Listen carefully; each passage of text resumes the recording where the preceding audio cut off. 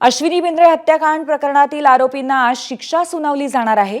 पनवेल सत्र न्यायालयामध्ये सकाळी 11 वाजता न्यायमूर्ती के.जी. पालदेवार ही शिक्षा सुनावणार आहेत। मुख्य आरोपी अभय कुरुंदकर, सहआरोपी महेश फळणीकर आणि कुंदन भंडारी यांना शिक्षा सुनावली जाईल।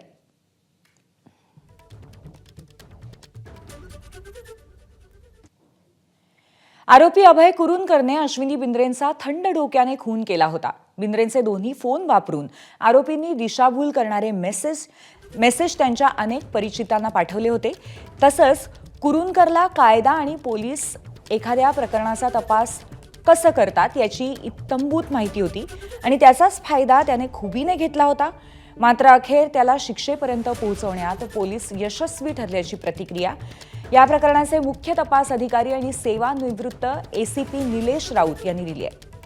कोर्ट या प्रकरणी कठोर शिक्षा सुनावेल अशी अपेक्षाही त्यांनी व्यक्त केली। आम्हाला याच्यामध्ये काही अपेक्षा नाही आहे, पण त्याच्या अश्विनी बिंद्रे ही जी ती पण पोलीस अधिकारी होती आणि ज्यांनी मर्डर केला तो वरिष्ठ पोलीस निरीक्षक होता।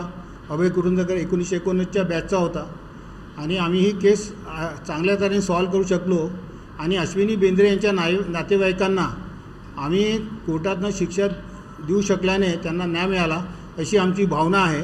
त्याला काय शिक्षा देईल ते कोर्ट ठरवेल, त्यामध्ये आमची काही अपेक्षा नाही। अश्विनी बिंद्रे यांच्या मुलीनेही प्रतिक्रिया दिली आहे, पाहूयात।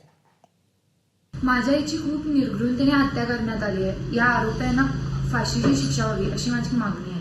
गेली 9 वर्ष आमच्यासाठी खूप कठीण गेली आहेत। प्रत्येक शुक्रवारी सुनावणीसाठी येणे किंवा पोलिसांकडे वेगवेगळ्या मागण्या करणे, त्यांच्याकडून मिळालेल्या असमर्थता, यामुळे आमच्यासाठी या केसचा निकाल लागणे ही खूप मोठी गोष्ट आहे। यामध्ये माध्यमांनी जे आम्हाला सहकार्य केले आहे त्याच्यामुळे आम्ही या निकालाच्या दिवसापर्यंत येऊ शकलो आहोत। त्या सर्वांचे खूप आभार। एबीपी माझा, उघडा डोळे बघा नीट।